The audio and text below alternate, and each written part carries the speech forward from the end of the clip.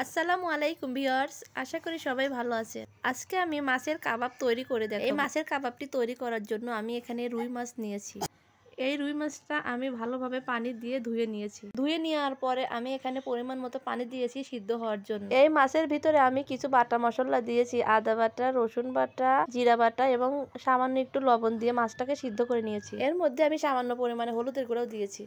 মাছটা সিদ্ধ হয়ে গিয়েছে, এখন আমি একটা বাটির মধ্যে মাছগুলা তুলে নিচ্ছি। এর মধ্যে আমি কিছু আলু সিদ্ধ করে নিয়েছি, সেগুলো আমি এখন ম্যাশ করে নিচ্ছি।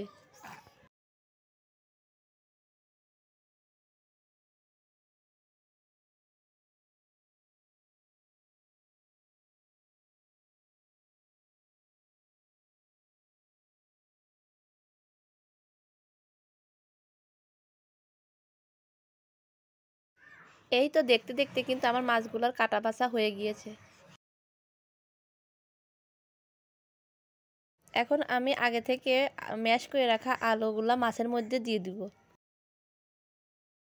এরপর আমি এখানে পরিমাণ মতো পেঁয়াজ কুচি দিয়ে দিচ্ছি। এরপর কিছু কাঁচামরিচ কুচি, এরপর আমি এখানে কিছু ধনিয়া পাতা কুচি দিয়ে দিচ্ছি। এখন আমি এর মধ্যে কিছু গুঁড়া মশলা অ্যাড করছি। এর মধ্যে হলুদের গুঁড়া, ধনিয়া গুঁড়া, মরিচের গুঁড়া এবং পরিমাণ মতো লবণ আছে। এখানে গোলমরিচের গুঁড়া, জিরা গুঁড়া, টেস্টিং সল্ট এবং তার সাথে কাবাব মশলা দিয়ে দিচ্ছি।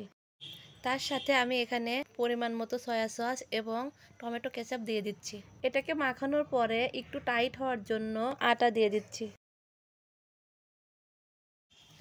এখন সবগুলো একত্রে মাখিয়ে নিব। এখানে একটু তেল দিয়ে দিয়েছি যাতে এগুলো হাতে লেগে না যায়।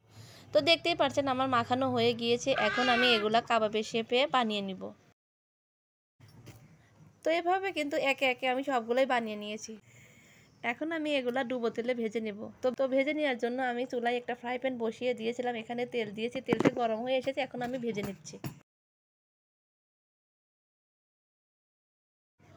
এগুলো আমি এপাট ওপাট করে উল্টিয়ে লাল লাল করে ভেজে উঠে নিব। তো কেমন হয়েছে আমার এই ভিডিওটি অবশ্যই কিন্তু কমেন্ট করে জানাবেন।